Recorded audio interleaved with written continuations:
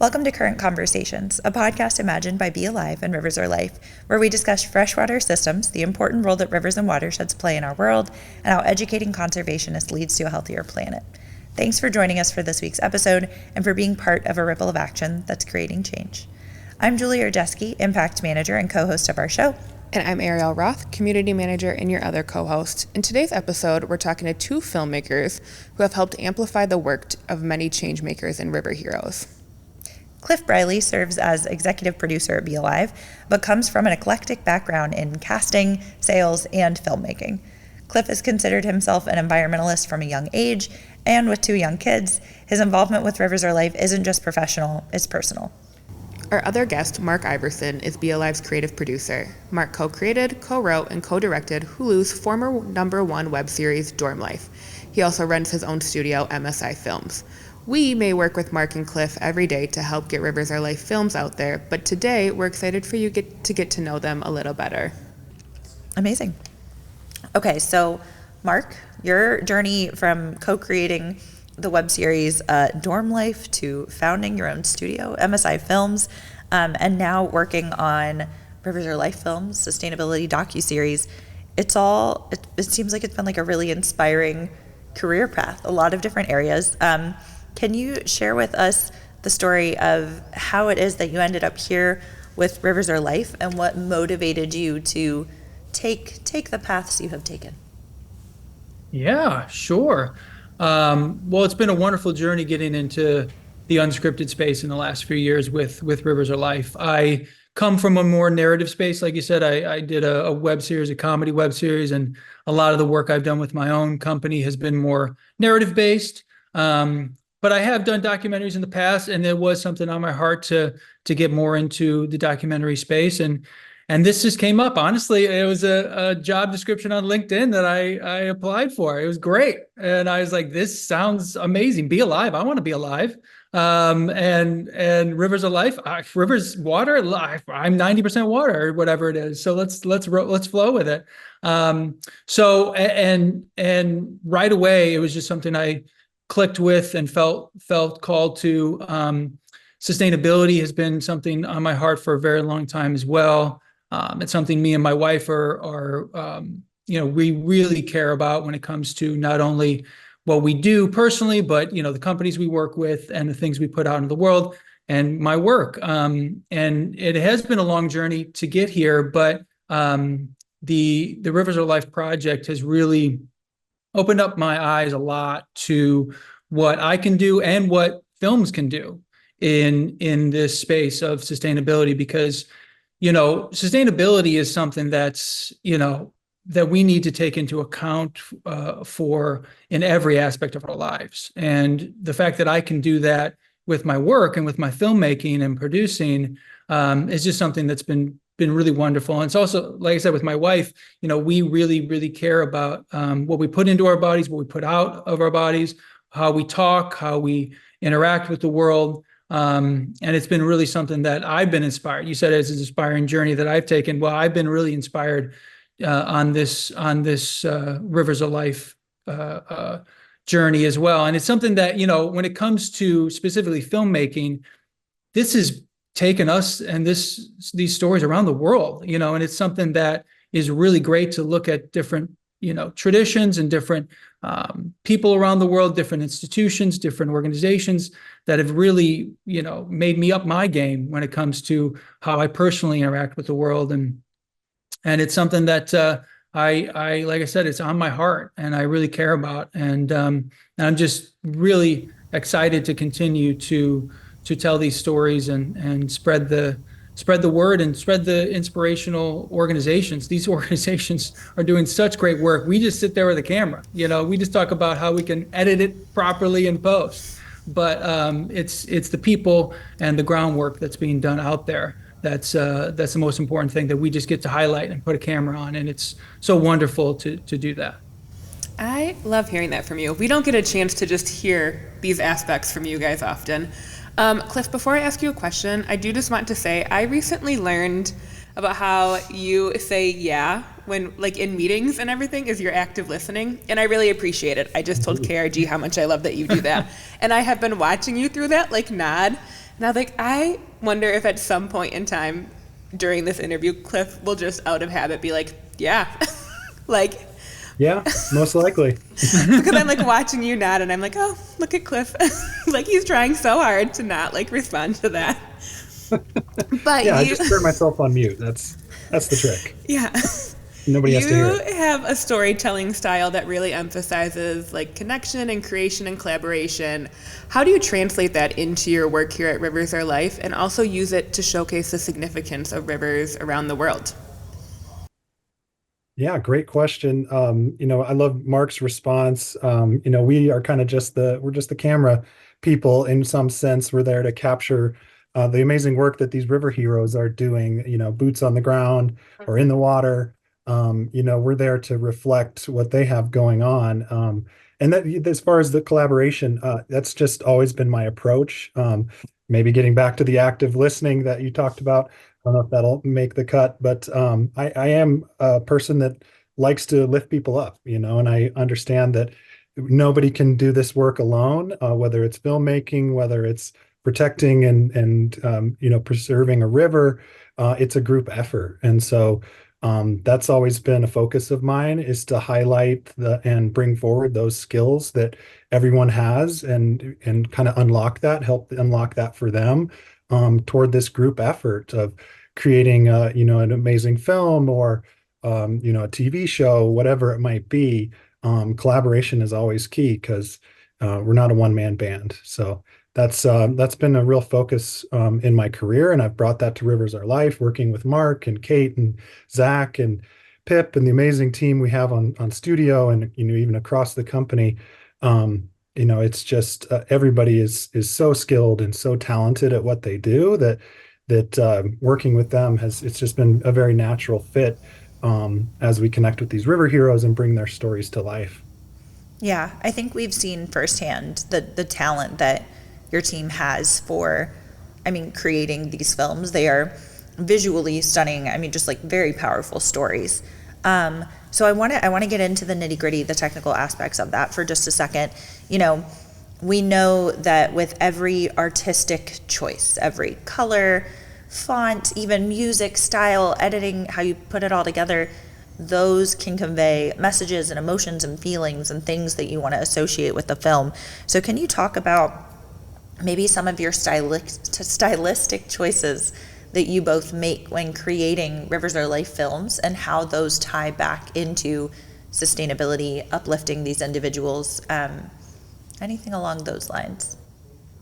Well, it starts with obviously finding these great inspiring river heroes. It starts there and finding the story. We mine these stories for years. We have stories that we've been developing for years, and we call them characters. Obviously, they're real people, but when putting stories together, we want to find inspiring characters, and it all starts there. That the river hero is the focus, and the creativity all spans from that. So once we find and develop a great story, then the next stage is really finding the right film team that we can partner with to go out into the field and tell that story. We have within our studio, within Be Alive Studios, we have done a lot of in-house, but we also do work with a lot of other companies and film teams to go out there and tell these stories. And at that, sometimes we have pitches come into from these film teams as well, and they'll have found a story and developed a story and found a river hero that's really exciting and come to us.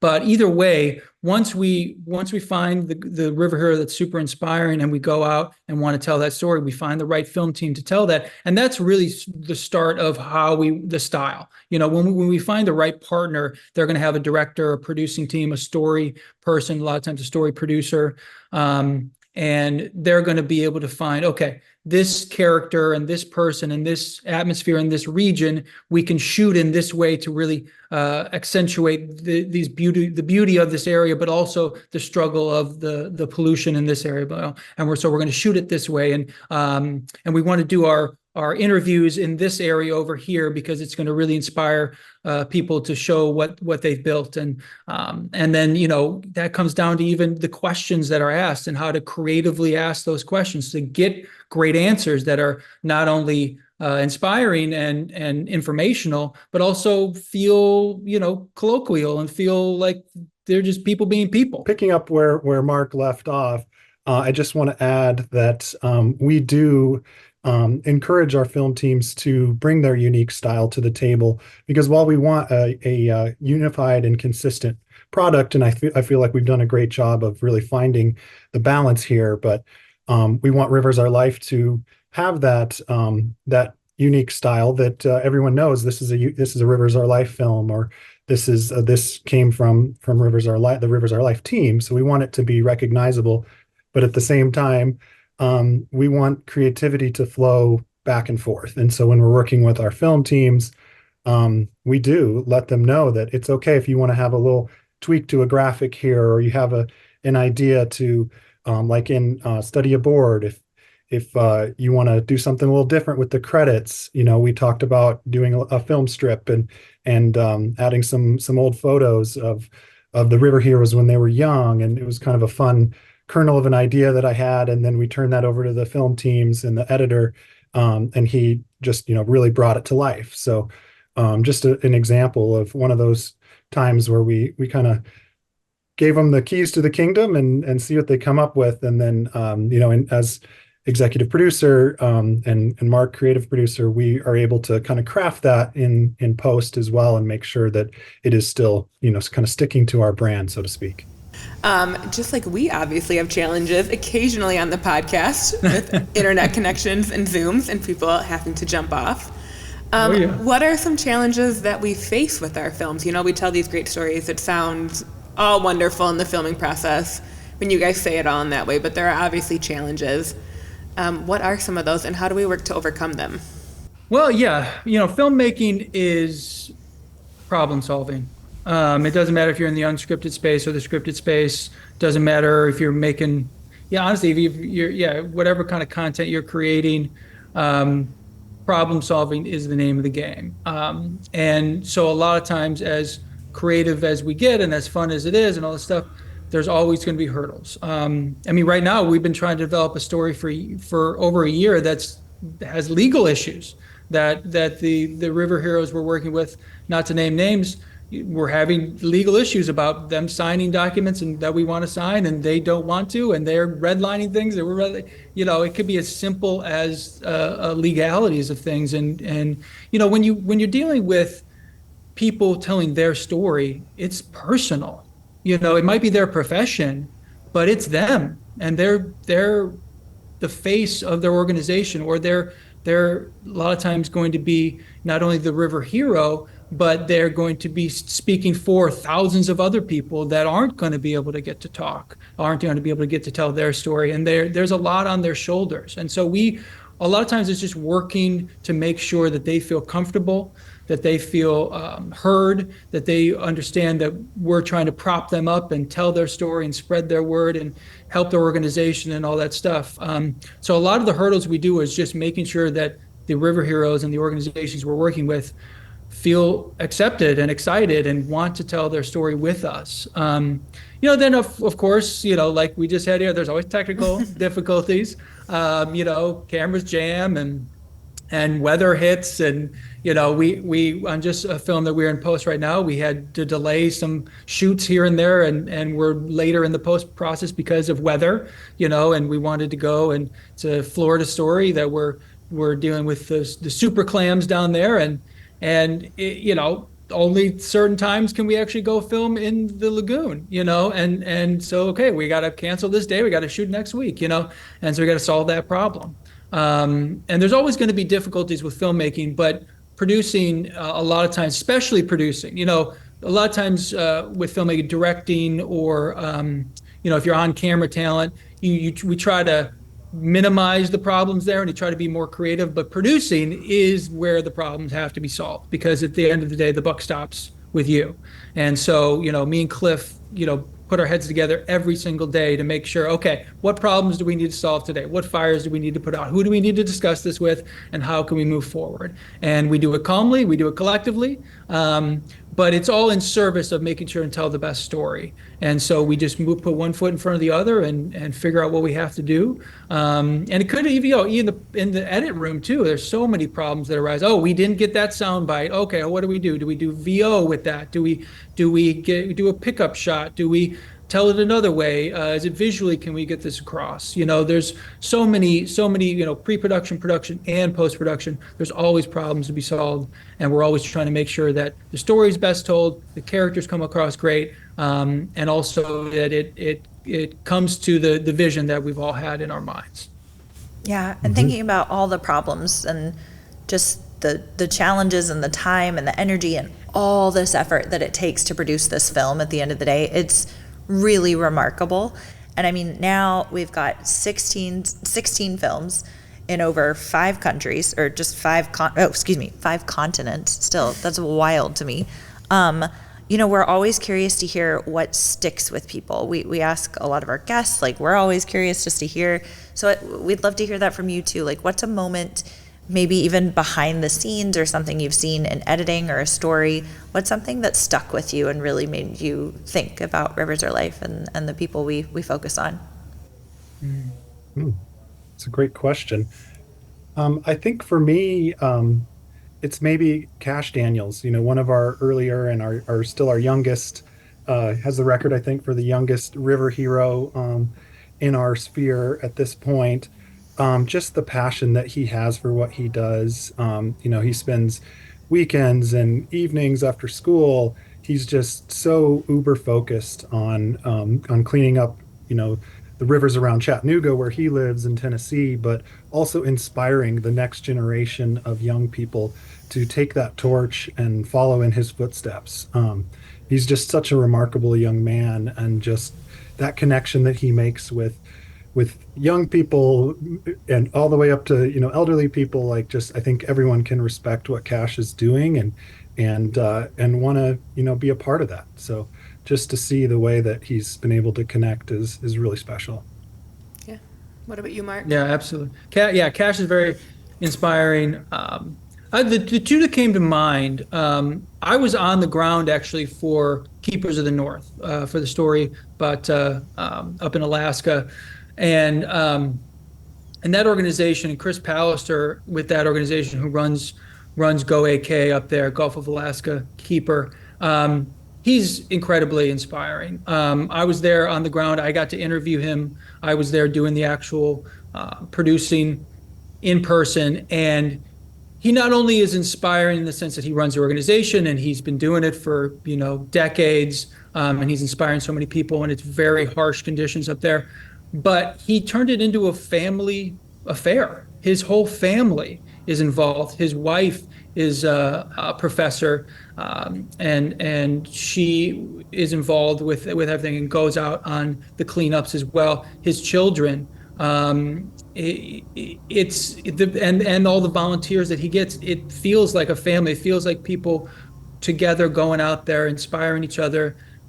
And in these very harsh Alaskan conditions that are unreal. We got lucky that they did it in the summer, and the days where I was there, were pretty good as far as weather goes. But if you see that film, it was harsh out there when they actually got onto the beach. I wasn't on the boat. I wasn't on the boat. I was on the mainland. So I was a little away from the harsh conditions, but they really go after it. And it's so inspiring to see what they do. And Chris is such an amazing man, and been working with him and be able to meet him in person and to tell his story was really something that sticks in my heart. And the other one was the film Watershed Warriors. That is something that's really near and dear to me because it's about the Fox River, and I grew up 10 miles from the Fox River. It's a story that I found, that I worked with the film team there, and the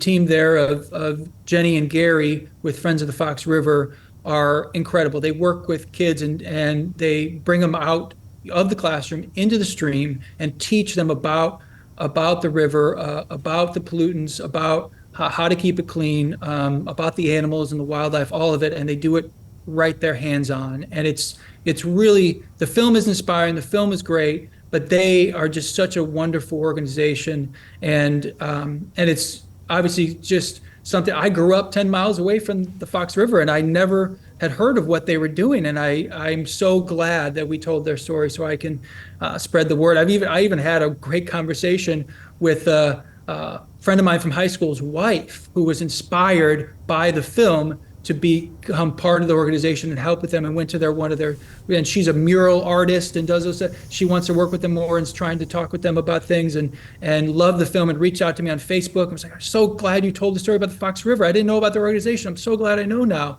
I'm like, yeah, exactly, right? That's the point of Rivers of Life, is highlighting these great people. They're doing great work, and that sometimes are around the corner, and you can get involved, and if they aren't around the corner, you start the organization and get it local for you. And so for me, those two films are really near and dear to my heart, and have been extremely inspirational.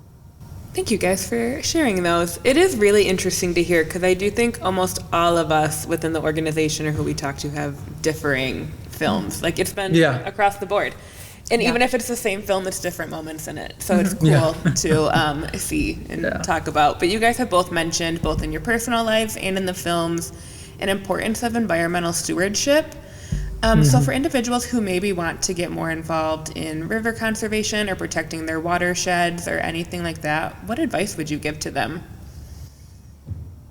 Mark had great advice. I mean, right there, just look in your own backyard, right? I mean, you never know. There might be an organization that's in your midst that you just need to sign up, or get to know your neighbors and get out and do a cleanup, whatever it might be, that's going on in your neck of the woods. And follow Rivers Are Life, of course, right? We've got so much great information at your fingertips. So shameless plug there. Yes, absolutely. But no, I really do think that we have such a great platform to not just educate, but to inspire and connect people with each other.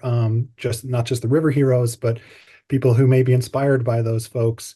To share ideas and connect and find a way that they can make a difference. Because I really do believe that no act is too small. So you got to start somewhere. And if it's just picking up trash on your own street, adopt a highway, whatever it is, get out and do it, and the momentum will build. Yeah, well, I concur with Cliff there. Absolutely. I would say also, content creation is a big thing now. I mean, all these kids, they don't even want to be filmmakers. They want to be influencers, right? That's the number one thing. You want to be a YouTube star. All this stuff.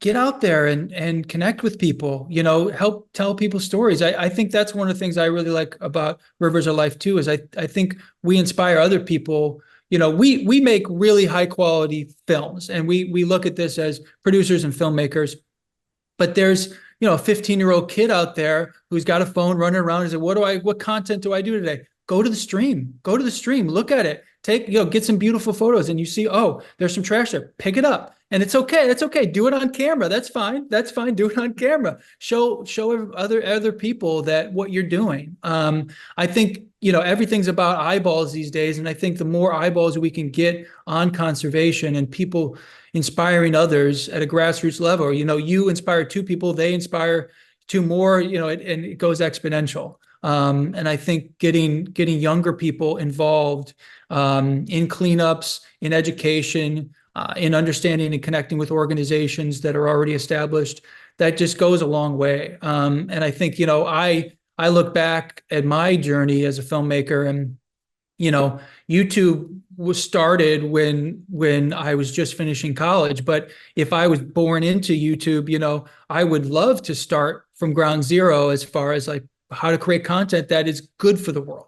That is, you want to actually get eyeballs on inspiring things. And I think specifically with rivers, like Cliff said, there's going to be organizations around the corner, and get involved with them, and if you are somebody who wants to not be on camera, okay, put the phone down. Great. That's awesome. Be in nature. But just go to your local stream. And I think the last thing I would say when it comes to all this is that, you know, when you're a young person, you're trying to find your identity, you know, and I think one of the cool things about the people that we highlight is that they found their identity in the environment and they found the connection with the environment. And I think that's the thing too, is find your connection with the environment and how that bleeds into your identity and how you can find, you know, who you are in connection with the sun and the earth and the rivers and the water and the seas, because it's all connected. And the more and more you can find yourself in the connection with the earth, the more and more you'll be fulfilled in your life. Yeah, I would quickly, going off the content creation, there it is, Cliff. Going off the content creation comment. But we have our brand ambassador program launching in June. So if someone listening to the show is, you know, a influencer or wants to get more into that realm or is interested in showcasing their conservation efforts, be sure to check out our website, www.riversourlife.com, starting in June to learn more about our brand ambassador program, which will focus on creating monthly content for river cleanups and things like that to get more involved and reach not only your platform but also ours.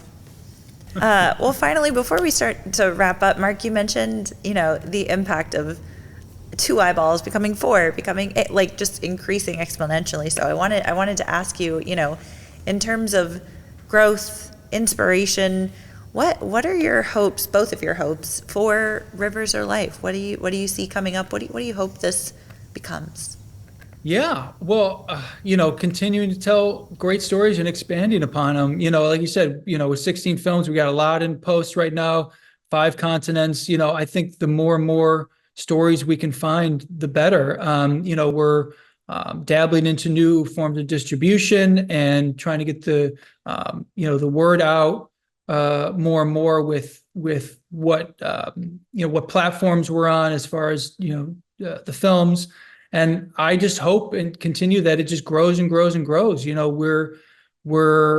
the stories that we're telling are really inspiring, and the people that we're platform are really inspirational and great. And it's one of those things where I just hope and pray that that the growth continues to get, you know, to everybody that can see it. You know, the more and more platforms we get on, the more and more distribution we get, the more and more films we make, the more and more countries we're in, the more and more people can be inspired, the more and more people can join the movement. And that's my hope and prayer for it, is that we just continue to move forward telling these stories, and we get more people, more eyeballs on them.